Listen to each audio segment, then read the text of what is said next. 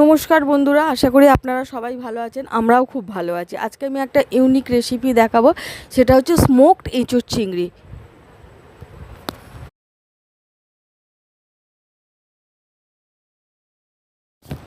এঁচোড়টা আমি একদম বাজার থেকেই কাটিয়ে নিয়ে এসেছি। এরপর এঁচোড়টাকে আমি ভালো করে ধুয়ে কড়াইয়ের মধ্যে দিয়ে একটু তেল আর হলুদ দিয়ে সিদ্ধ করে নিলাম। আচ্ছা, এঁচোড়টা সেদ্ধ হয়ে গেছে, তুলে নিলাম। কড়ার মধ্যে তেল দিলাম, দিয়ে এবার পেঁয়াজগুলো ডুমো ডুমো করে কেটে ভেজে নিলাম।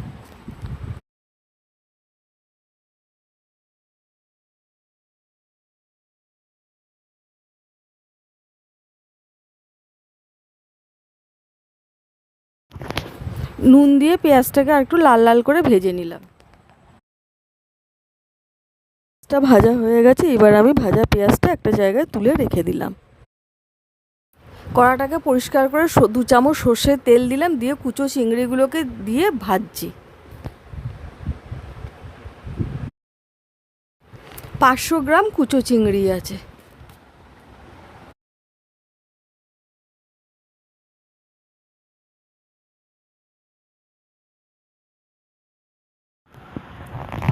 একটা মিক্সির বাটিতে ভাজা পেঁয়াজটা, আদা, রসুন, শুকনো লঙ্কা দিয়ে একটা পেস্ট তৈরি করে নিলাম।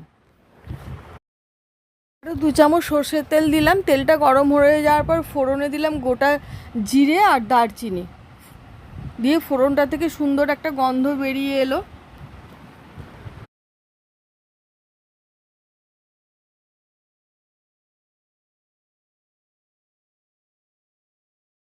এবার যেই পেস্টটা করা আছে সেই পেস্টটা দিয়ে দিলাম, দিয়ে ভালো করে আমরা কষিয়ে নেব। কষাবো ততক্ষণ অবধি যতক্ষণে না তেল ছাড়তে স্টার্ট করবে মশলা থেকে।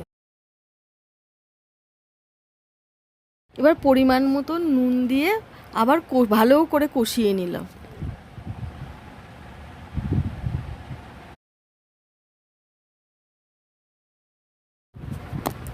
দুটো টমেটো কুচি দিয়ে দিয়ে আবার কষিয়ে নিলাম।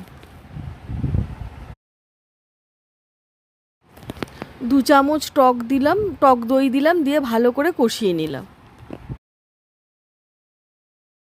মশলার রঙটা কি সুন্দর হয়ে গেছে দেখছেন। এইবার বুঝতে হবে যে আমাদের মশলাটা সম্পূর্ণ ভালোভাবে কষানো হয়ে গেছে।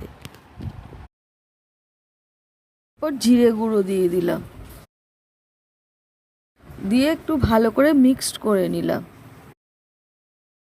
এরপর সেদ্ধ করা এঁচোড় আর আলু দিয়ে দিলাম, দিয়ে ভালো করে মিক্স করে নিলাম, ভালো করে কষিয়ে নিলাম।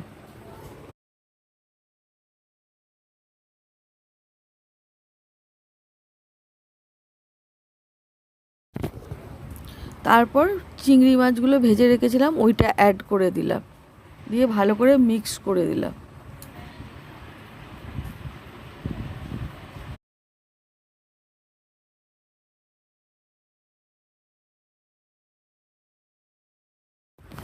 তারপরে এবার যে ওই যে স্মোকড যেটা করব তার জন্য কাঠকয়লাটা আমি ওভেনের মধ্যে দিয়ে ভালো করে ওটাকে বার্ন করে নিলাম, যাতে স্মোকি ফ্লেভারটা আসে।